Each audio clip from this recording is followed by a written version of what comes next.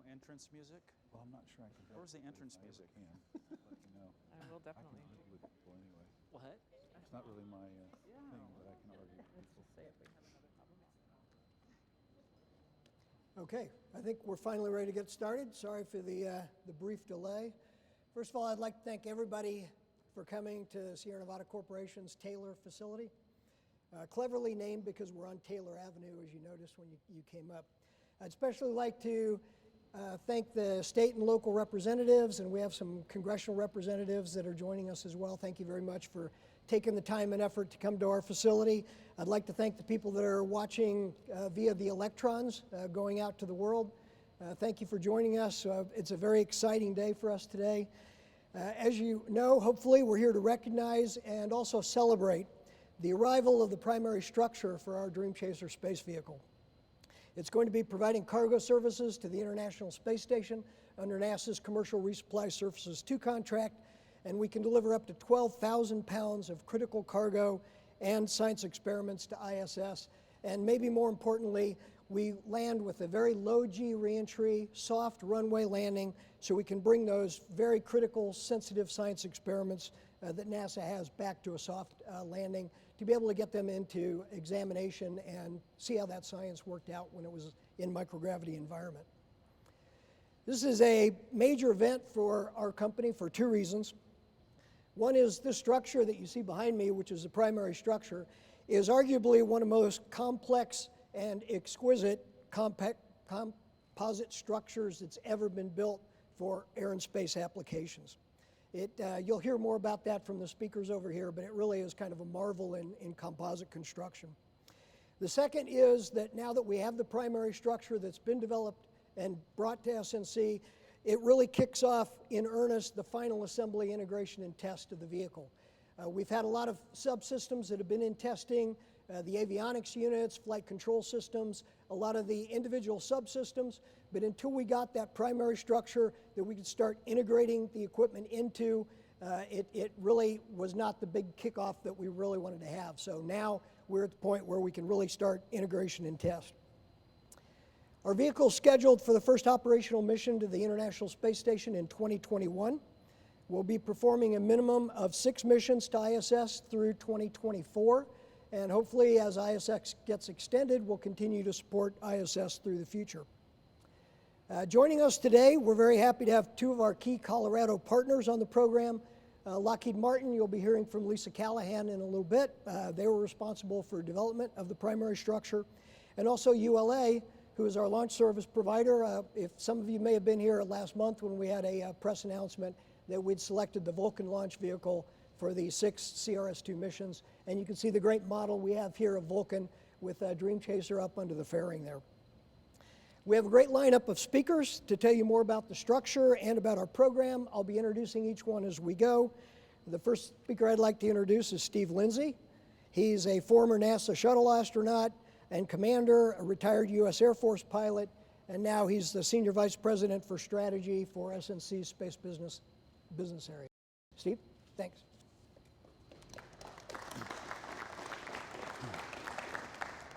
Well, thanks, John, and thank you all for being here today. We're really, really excited about this. The structure rolled into the parking lot on Friday, and our structures team and our ops team got it installed up here. And so this, as John said, this kicks off assembly, integration, and test for the vehicle. We've been through the design. The design is complete.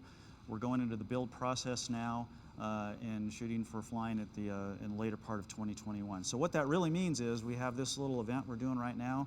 We're going to do a little employee event tomorrow, so all of our team that's worked so hard on this is going to come look at the vehicle. We're going to celebrate, and then we're locking the doors. People like me will be locked out of this building, and we're going to put our ops team and we're going to build, because it's all about building this thing and getting it to flight. So we're really excited about it, you know, it's just, we've been waiting for this moment for a long time.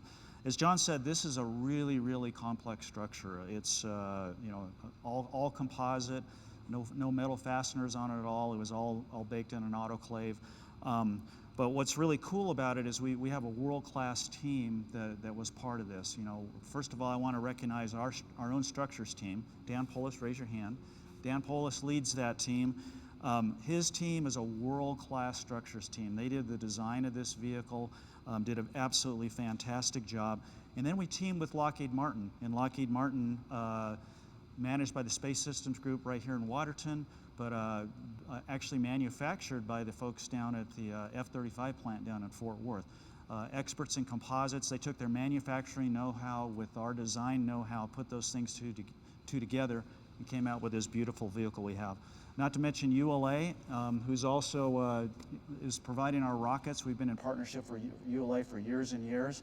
We're really excited to be flying with them, but what you should all know is if you look at these three major companies involved in this, we're all from Colorado, and everybody's in the Denver area, so it's a really exciting day for Colorado as well, where you see the collaboration of three key companies together to make this a reality. Finally, I would like to recognize NASA, and Kirk Shireman's going to speak in a minute, but thank NASA and the Space Station program in particular for having faith in us and having trust in us and enabling us to get this far and get to flight. The opportunity to fly 6 missions to the space station and actually build what we consider to be our dream and do it for NASA. We're really excited about it, and so thank you for your support and your continued support, Sam and Doug and Kirk, for all of the work you're doing to help us out. Last thing I want to say is us flying shuttles, when we built Space Station was really designed around the space shuttle, and specifically the science on Space Station was designed to come home on space shuttle, gentle re-entry, land on a runway, turn that science around, get it in the hands of the researchers as quickly as possible so we can get the maximum science return out of the space station. When the space shuttle program was retired, we lost some of that ability.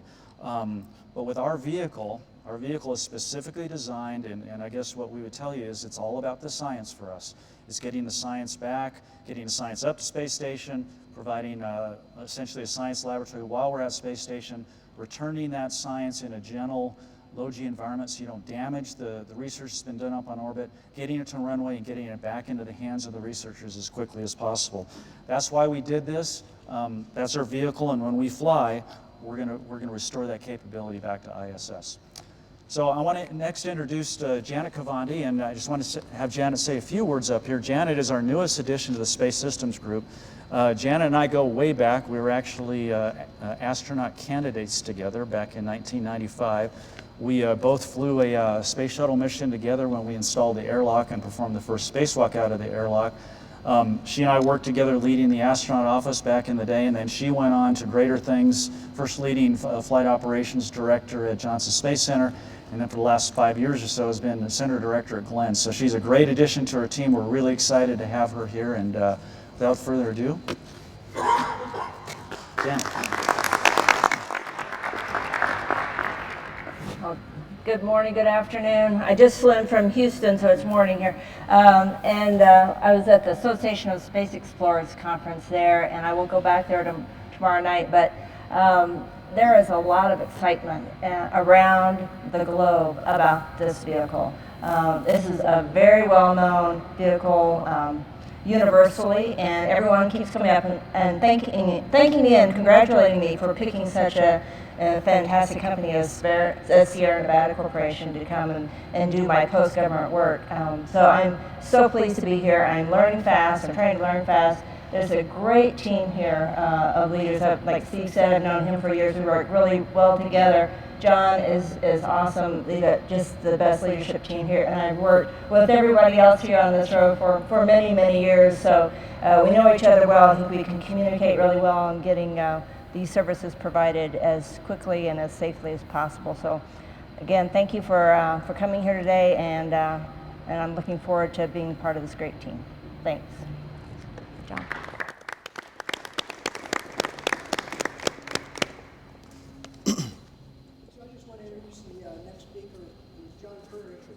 John is responsible for the Dream Chaser space vehicle development. He's a program director for CRS-2. He leads a team of several hundred engineers and scientists in development of this vehicle, and we're not really letting John sleep more than 3 hours a night from now through 2021. John, come on up.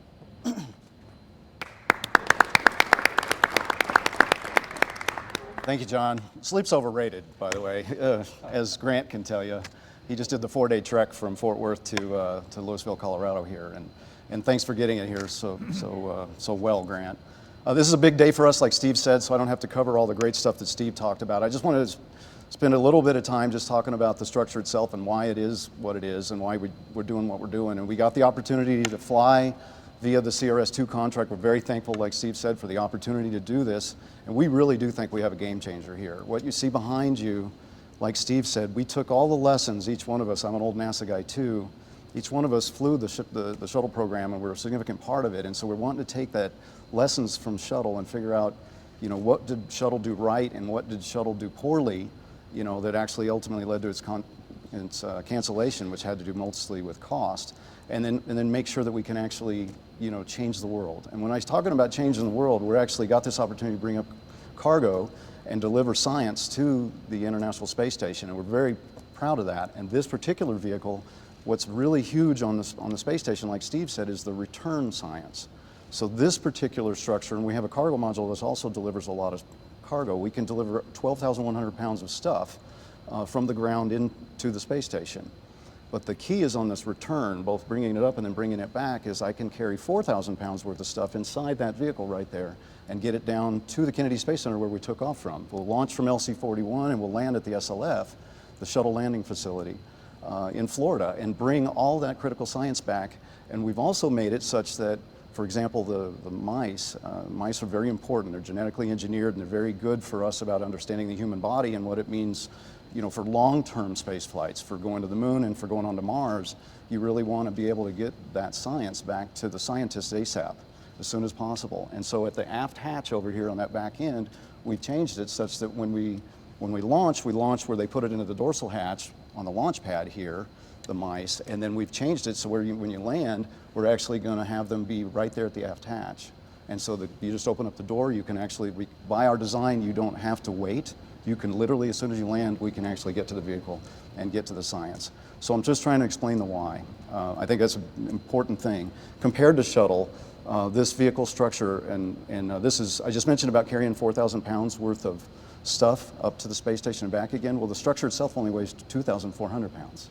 And actually, when we land, we're going to weigh 24,000 pounds. And so that structure, which is the anchor tenant for everything that we're going to be doing from now on, and we're going to be spending the next couple of years getting ready for that flight in 2021, putting things inside this. As Dan Chicketeri, I think, who's in here somewhere, always says, now we have something to hang things on. So that's what that structure is for, and so we're going to actually outfit it with 24,000 pounds worth of stuff so that we can land on the runway safely.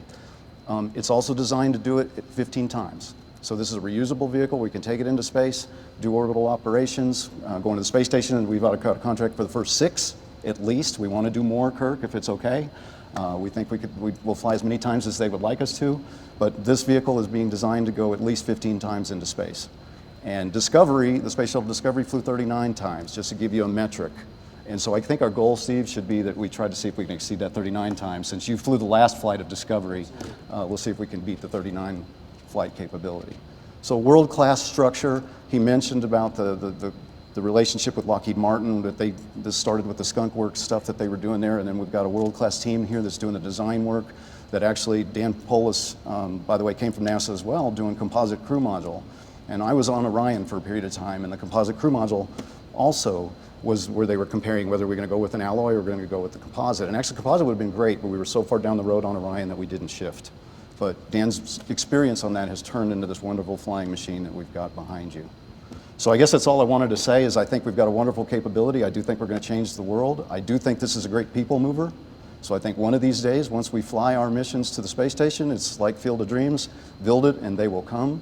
And I think we'll be flying crew soon enough. So thank you.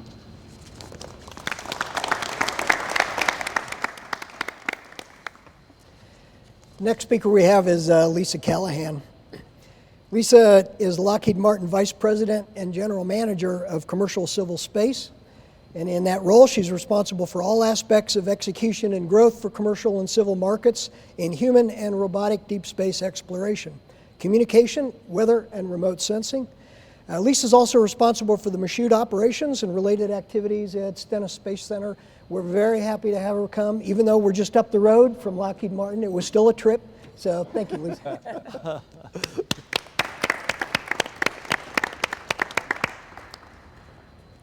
Well, good morning, and first, thank you all for having us today. We're really excited to be partnered with Sierra Nevada on this really impressive program, and to see the spacecraft come together now is just truly exciting for me. When I think about the partnership that we've had with Sierra Nevada since 2015 in working on this Dream Chaser, really taking the designs that you all built here at Sierra Nevada and then leveraging our manufacturing know-how and the work that we do in composite bonding, it's really brought this to life. And I think this is just an awesome example of partnerships. Partnerships with industry partners, and then partnerships across the corporation.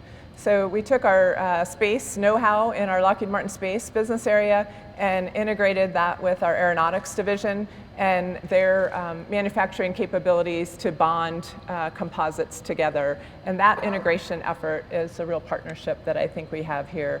So this spacecraft, as we said, is built, the contract is with Lockheed Martin Space here in Colorado, but a lot of the manufacturing was done in Michoud, at NASA's facility in Michoud in New Orleans, Louisiana, and then also in our Fort Worth facility. So because of the infrastructure we have in Fort Worth for large composite structures and the enclaves that are down there, a lot of the assembly was done there in Fort Worth. So we just couldn't be happier to be here today with you all and with you, Sierra Nevada, to celebrate this important milestone in your program. Thank you.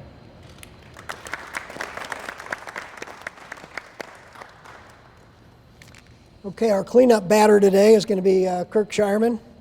Kirk is the NASA International Space Station Program Manager, and as such, he is responsible for the overall management, development, integration, and operations of the ISS, which is nearly a $3 billion per year, 15-nation program that SNC is very happy and proud to be part of. So, Kirk.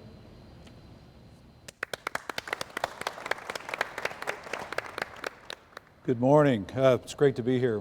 I'm not a millennial, but I want to be. So if you're over 50 and you want to be a millennial, use an iPad instead of an iPhone.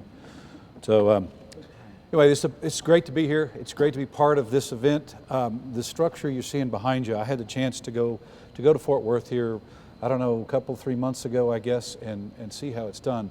You talk about bonding composites, and you know, you can picture gluing things together. It doesn't sound that hard, but if you glue everything together within tolerances of a fraction of an inch, it's truly an amazing engineering marvel. So that structure you're seeing back there, it really is an amazing piece of structure. John talked about, I think, 24,000 pounds total, with all the cargo and the equipment that's going to be on there.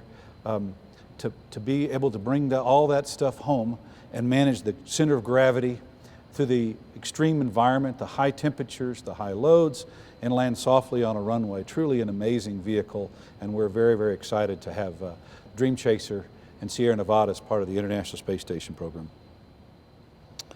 You know, like I said, I had a chance to go visit Lockheed Martin and see that structure. In that plant as well, there's the F-35, and just, by the way, if you ever get a chance, you ought to go see that. Just the manufacturing capability, the skill that those guys have, truly, truly amazing. We're really looking forward to having it here, and I think you said hang things from. We're going to hang things from this. So put all the systems that have been designed in here, actually test those systems out, and have the vehicle fully functional and ready to fly. Here in a few years, it's going to be really, really amazing. So this all started, and John or Steve could probably give you a better idea of exactly when, but Fatih and Aaron Osman had the vision to come up with Dream Chaser, had the desire and the capability. And so it's great to see it coming together in a flight vehicle here right behind us. I've had the chance to work with John and Steve many, many years. In fact, I think Steve called me old. Yes, both before at NASA and then here at Sierra Nevada. And it's been great. This partnership, this public-private partnership that we have has really been fantastic. You know, we did sign a contract, a CRS, Cargo Resupply 2 contract, and Sierra came on board with 2 other companies that have been flying cargo to ISS. But this vehicle really offers unique capabilities. That the ability to fly 5,500 kilos to orbit, it'll be our largest cargo vehicle going up to International Space Station. So that capability is really important. Landing it safely and softly on a runway, actually really, really close to our facilities. Really, really important. Just to give you an idea about that, we had a Soyuz landing. A crew landed here a little over a week ago. Here, meaning here on the planet, not here in Colorado. We could talk to them about that. It landed in Kazakhstan, and if you don't know what Kazakhstan looks like, well, I could show you a place in Texas that looks kind of like it. Anyway, but it's really remote, very, very remote. We brought some samples down, time-critical samples. Some of these things were blood, some just all kinds of scientific samples, critical science that's done on orbit. We need that back in the scientists' hands 48 hours. Well, you're thinking, that's not so hard. Well, it turns out that we didn't make 48 hours. The Soyuz has to land. They pick them up, fly them in helicopters to an airport that's 3 hours away. We put them in a jet, fly them in the jet from Kazakhstan all the way to the United States. And somewhere along that line, the aircraft had a problem, and there it sat. And so we went through multiple airlines, multiple airports, and cross-country cab rides to get the samples home, and we missed it by about 5 hours. With Dream Chaser, the vehicle comes and it lands literally 2 or 3 miles from where the scientists are going to be. So all that goes away. You have the samples right there. 48 hours now becomes 4 hours. So it really is an amazing capability that we're looking forward to have. The other thing, we talked about 5,500 kilos up. It actually will bring the same amount down. A good portion of that actually burns up in the atmosphere, which is actually really useful. You can imagine everything in your house that you bring home from the store. A lot of it goes out your house too, but it goes out in garbage bags, and you really would like not to have that hanging around for a long time. So having the capability to throw away, dispose of trash is a big, big capability. But over 17,050 kilograms actually come home, and that's critical science that you've heard about. It's also, now we're working towards manufacturing commercial goods on the International Space Station. So commercialization of low Earth orbit's a big thrust for NASA, for the United States, really for the entire ISS partnership, and being able to bring commercial goods home that are manufactured in space on this vehicle, really important. And finally, bringing home failed parts of the space station. Now, the space station's been on orbit since November 2nd, since November 20th, 1998. So over 20 years it's been flying. Parts fail, and being able to bring those parts home that fail and repair them. We had a spacewalk Friday, and in that spacewalk we had a part that failed. We're now talking about bringing that inside, but we only have the capability to bring home a very, very small amount of mass today. So we're really looking forward to having this capability on board ISS, really improve our capability to bring science home, commercial products, and even failed ISS parts home so that we can repair them and bring them back. The last thing I'd like to say is that this partnership that we have is really, really huge, not only for what's going on today, for those next 6 years, for the International Space Station, but the International Space Station, together with the international partners, the European Space Agency, Canadian Space Agency, Roscosmos, and the Japanese Exploration Agency.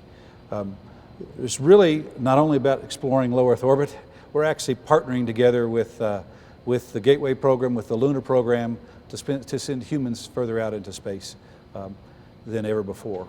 And the capabilities that we have on ISS, the capabilities that Dream Chaser will support, is critical to making all these things, all our endeavors in space tie together. So again, very, very happy to have this structural element here in Colorado today, and very much looking forward to our continued partnership with Sierra Nevada in the future.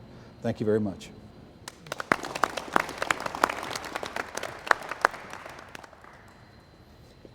Okay, we've reached the audience participation portion of the program. We're going to be taking questions and answers.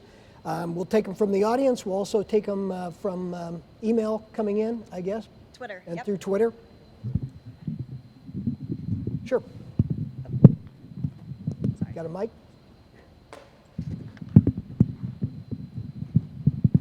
Oh, no questions. Ah, sorry. Maybe not. There we go. All right. Jeff? Jeff Faust, the Space News.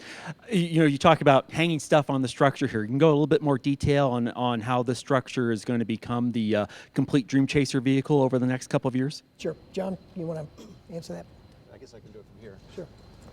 Yeah, Jeff, so that's a good question. I was worried about time, so I didn't spend enough time on this. We're actually got basically 3 phases that we're doing. It's actually, there's assembly, integration, and test. There's 10 phases total, but 3 geographical locations we're going to be in. So the vehicle cargo module is going to show up in February.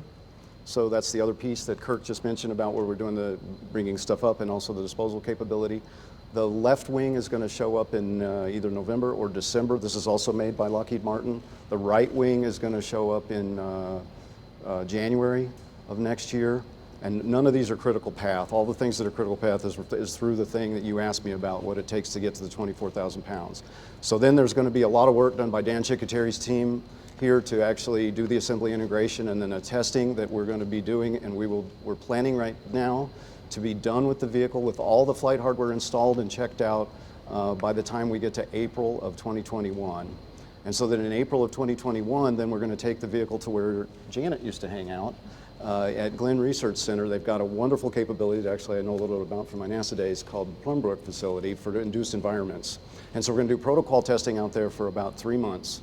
And then so from April to July, and we'll do all that qualification testing, we're shaking it, baking it, EMI, EMC, acoustics, all that stuff, shock, vibe, is all being done there. Thermal vac is going to be done there, actually dropping it into a really huge can there that they're doing, used to be called the B2 facility. It has some fancy name now. In-space propulsion facility. Thank you. The in-space propulsion facility, which we don't want to do propulsion in there, so we're just going to drop it in there and do thermal vac testing. So that's 3 months in there, and then we're going to take it from there, and we're flying on a C5, by the way, from each of these places. So we're going to go from here on a C5 to Mansfield Airport in Ohio, and then back from Mansfield Airport to the shuttle landing facility in July of 2021 and prep for a launch to support Kirk Shireman's team by the end of that year. Right now we're shooting for September 2021, but we're shooting to make sure we get it done by the end of that year, Q4 of 2021. Does that answer your question, Jeff? All right, thank you. Another question?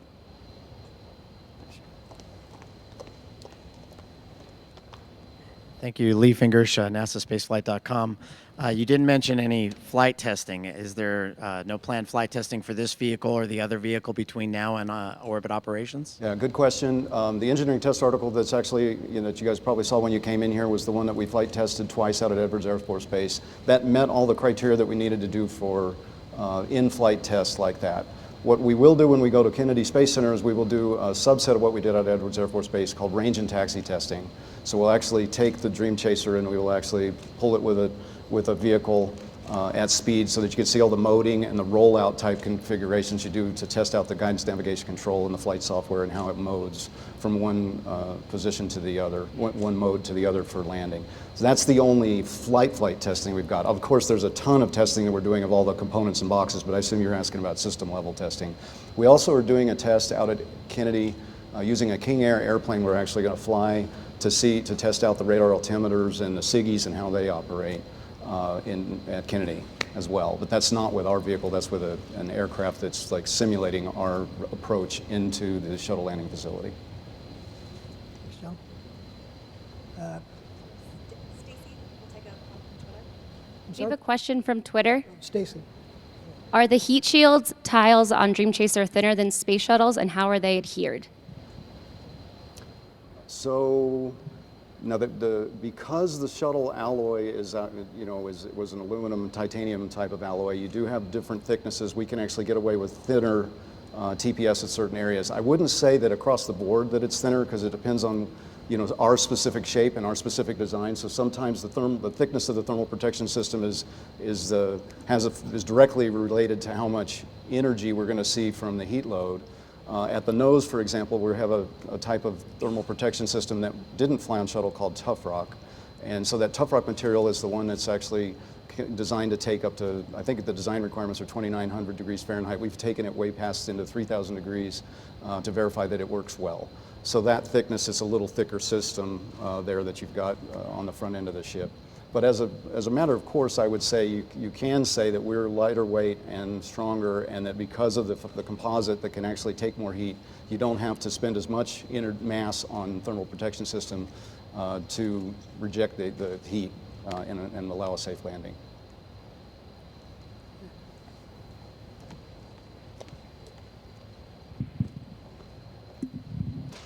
Hi, Judy Kohler, Denver Post. You talked about learning lessons from the shuttle, and you mentioned the science. Are there other things that are different? How is this different, and how do you think it's better? Want me to take it? Sure. Well, let's see. There's a whole bunch of things that are different. We coming off the shuttle program, we looked at all of those things that were either difficult to do on shuttle, or obviously we kept things that worked well, or things that were hazardous either for ground operations or drove costs in operations or in flight. A classic example is the space shuttle took a lot of ascent debris damage during ascent. With the external tanks, we were flying on the side of the external tank. So obvious solution to that is, well, don't fly on the side of the rocket, fly on top of the rocket. And so flying on top of the rocket for the cargo version, we're in a fairing, so we don't have to worry about ascent debris anymore. Other examples, the space shuttle had hydraulic systems for the landing gear and the flight controls during entry. Worked great on entry. It's a proven aircraft-based design. The challenge with it is when you get up on orbit and you see temperature swings plus or minus a couple hundred degrees. On the shuttle, we had to continually circulate hydraulic fluid to keep it at the right temperatures. We had to maintain it. On the ground, they had to flush it and fill it and do all that kind of work. So we decided to eliminate all the hydraulics. We got rid of all the hydraulics on the vehicle. We use what are called electromechanical actuators that are actually built by our own company, our group out in Durham. And so we eliminated all that hydraulics, so we don't have to worry about that on orbit.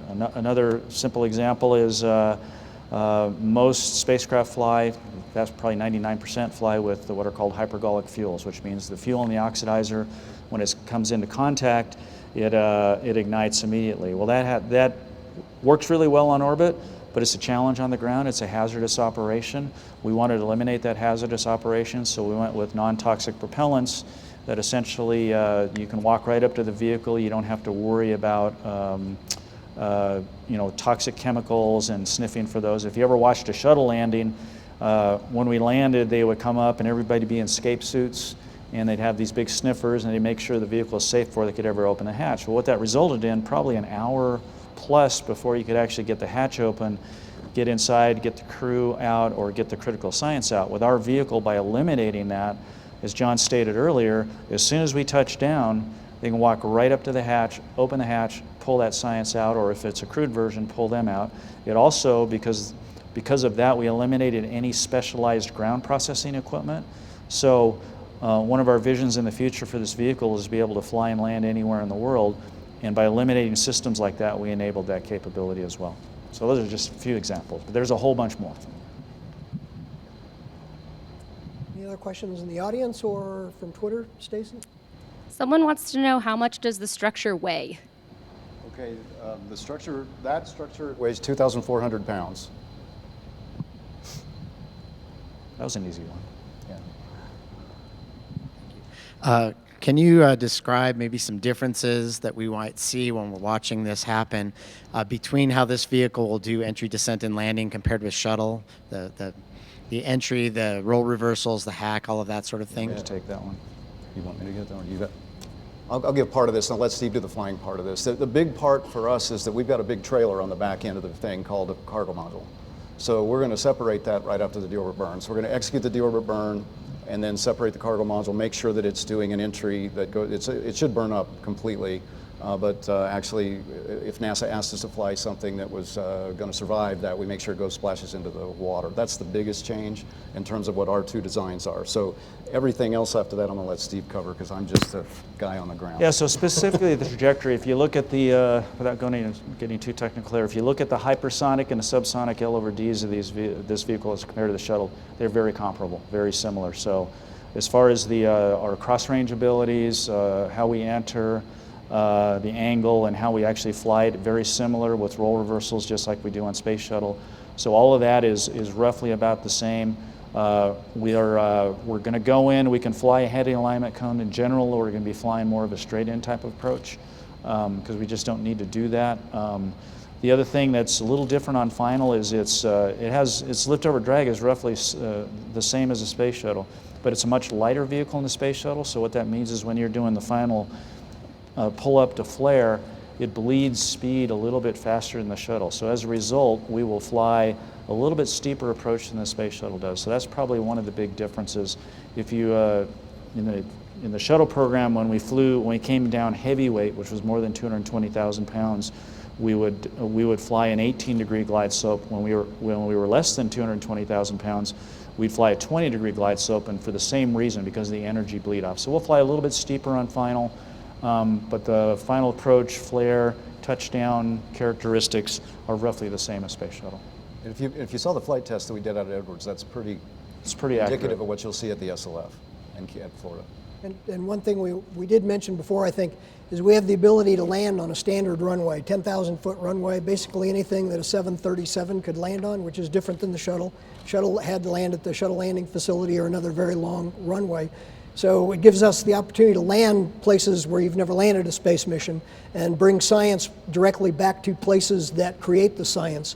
And of course, we're trying to market this commercially, and the European Space Agency, for one, is very interested in having European missions that could land in Europe with their own science payloads and not have to come back to the United States to get their payloads.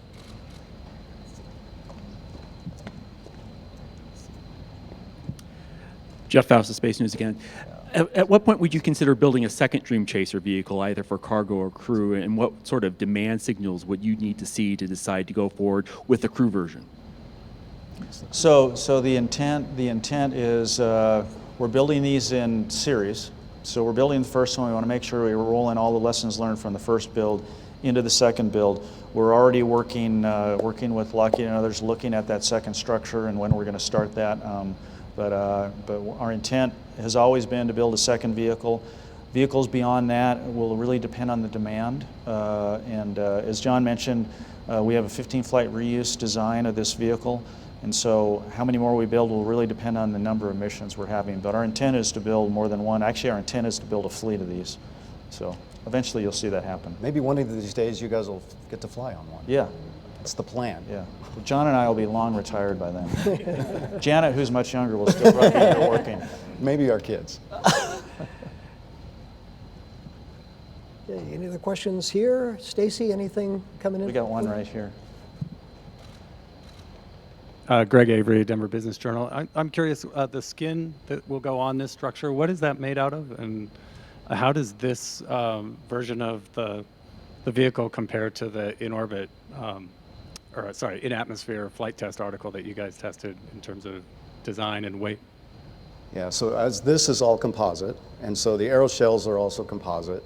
So what you're talking about is, comparing to the atmospheric test article, we will have thermal protection system on the outside of the composite structure. So the composite structure doesn't see the heat when you're actually coming back through the atmosphere. Also on orbit, the reason we've got that color scheme where it's some white and some dark, it's so that's the thermal protection system. That's actually not the composite.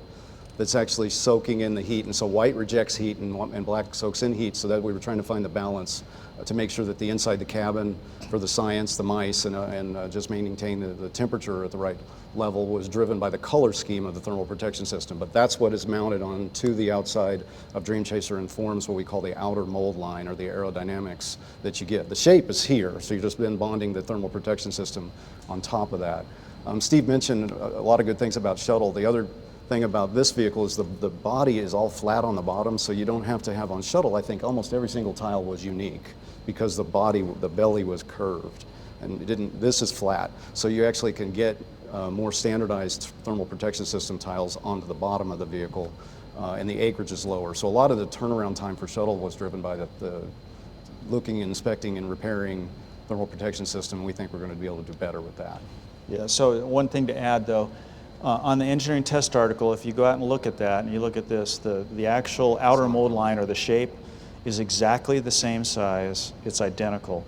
What we did, but on the engineering test article, we did not put real tiles on. Fake TPS. So we used foam, and we matched the outer mold line and the roughness and all that kind of stuff, but we didn't use actual tiles on that because we didn't need to, and they're very expensive, and it would have, cost. We just didn't need to do it to get the test objectives that we needed on the ETA.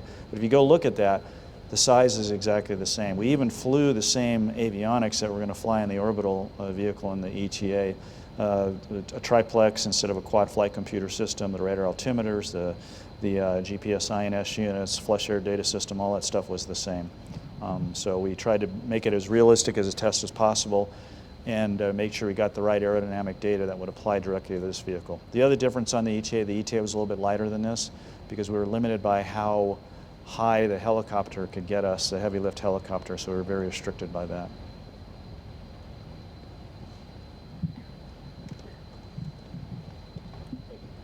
Charlie Brennan, Daily Camera.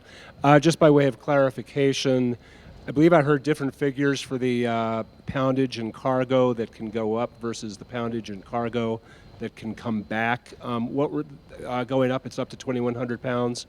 What is it coming back, and why is it different? Yeah, I probably confused. I was trying to use English units, and I think Kirk did metric.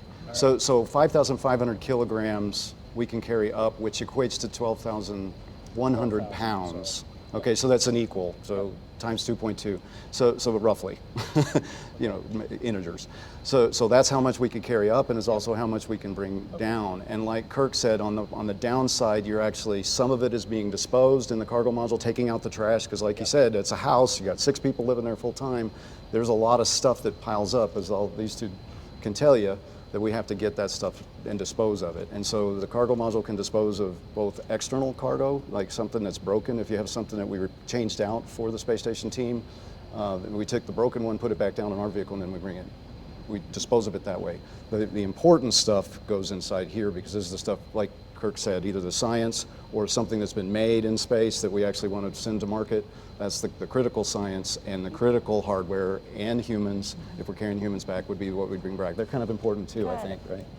So that's the one where I mentioned to you that that's 4,000 pounds that you can get inside for the return capability. That lands to a runway, 4,000. 4,000 pounds makes it back to the runway. The rest of that 12,000 pounds that I mentioned to you is dispose.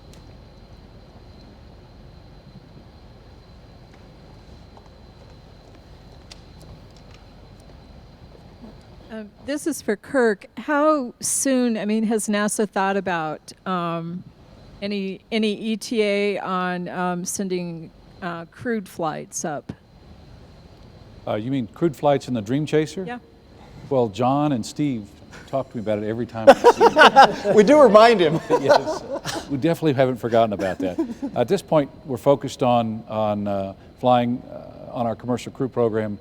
Boeing and SpaceX are working on their vehicles. So it is, in the past, when ISS was extended to 2024, we had a cargo resupply 2 contract, and in fact, Sierra Nevada was able to come in and participate in that. If ISS was to be extended in the future and there was demand, then you can envision a situation where NASA would do that. At this point, there's no specific plans to do it. I can tell you we haven't forgotten about it. We probably never will forget about it, but no specific plans at this point in time. And we still do work with the commercial crew program. We just talked about the bridge, what it would take to if you were going to go from a cargo design to a crew design, how you would make that happen. So we keep dialogue going, but we're focused on the cargo.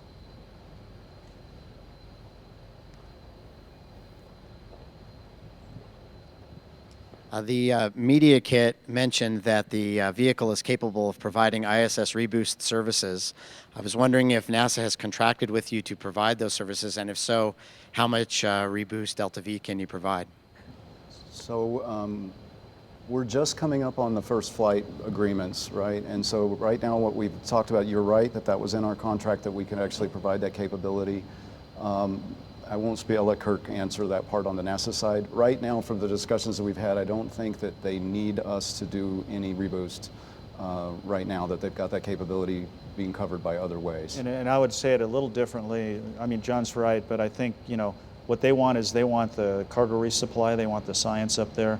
If we're going to do reboost, then we'll have to carry more fuel, which could subtract at the expense of cargo. So I think given the other methods that exist today to reboost ISS, like Progress and things like that, I think they want us focusing on the cargo.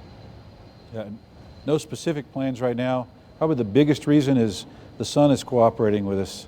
So believe it or not, the solar cycle has a big impact on our need to do reboost. And we've had, our previous Solar Max was not really a max at all. And we continue to enjoy the benefits of a very mild solar cycle. So as long as that happens, then we have other tools to do reboost. But we could envision a situation in the future where we do need some additional capability, and it's great to have another tool in the tool chest. Ivan Rodriguez, Denver 7. What are some of the advantages and disadvantages of not having a crew on board? Well, let me answer that. You know, when we came into this program, the original design for Dream Chaser was for crew. We were focused on crew, and obviously we really wanted to have crew. Having said that, winning the cargo contract, I would say the big advantage for us in doing that is we got to fully develop our vehicle. We're going to build it, we're going to test it. It's about 85% common with the crewed version, but most importantly, we get to go up and test it, and we get to prove this vehicle without putting lives at risk. And so I think for us, John and I talked about this because we went back and forth, but I think we both agree that getting a chance to prove ourselves with the cargo, because nobody's ever done a commercial lifting body spacecraft like this, getting a chance to prove ourselves with cargo, demonstrate the capability. We know there's a huge amount of crew interest out there, not just at NASA, but multiple other places. John mentioned Europe. So being able to prove our vehicle under those circumstances and then go to crew, I think will be a really good path for us. So I'm, like John said, we are 100% focused on the cargo mission. We're going to make that successful, and then we'll see where we go from there. But I anticipate crew in our future. I'm in business development, so I have 10% focused on the crew vehicle. Yeah. Those guys have to be 100% on cargo. Yeah. The cool thing about doing cargo first is it'll be all automated, right? So you can do all these things, ascent, orbit, and entry, without a crew. And so then when we do add the crew, then we can do it in very specific ways to give it more capability, more flexibility Do it safely. to do other things. That's a huge thing. Like one of the things that Steve and I have talked about, and I haven't told Janet this yet, but you might notice that doesn't have any windows on it.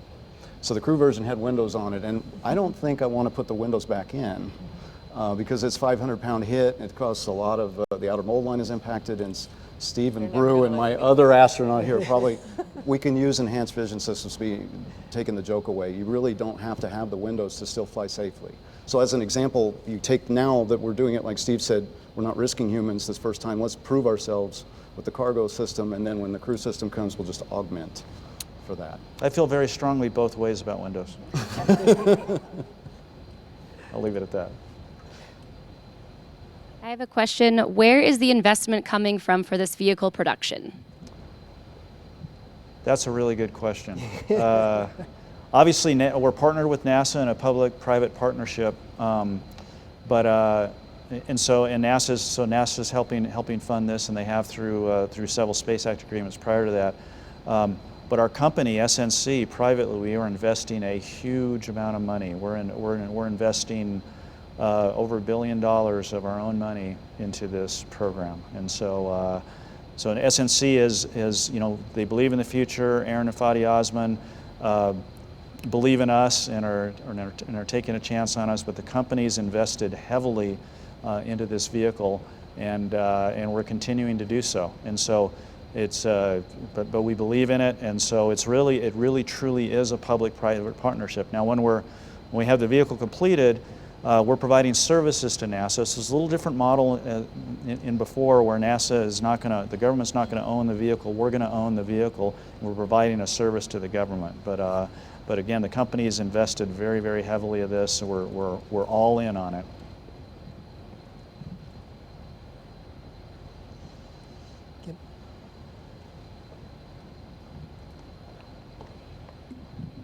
What is NASA spending on this Dream Chaser? Yeah, I understand your question. I don't have the number right off the top of my head, but I bet I can get it in the next 10 minutes. So if you want, I'll get it for you. We signed a contract. It was a firm fixed price contract. It'll say what the contract value is, and we have certain milestones that we work with in partnership with Sierra all the time.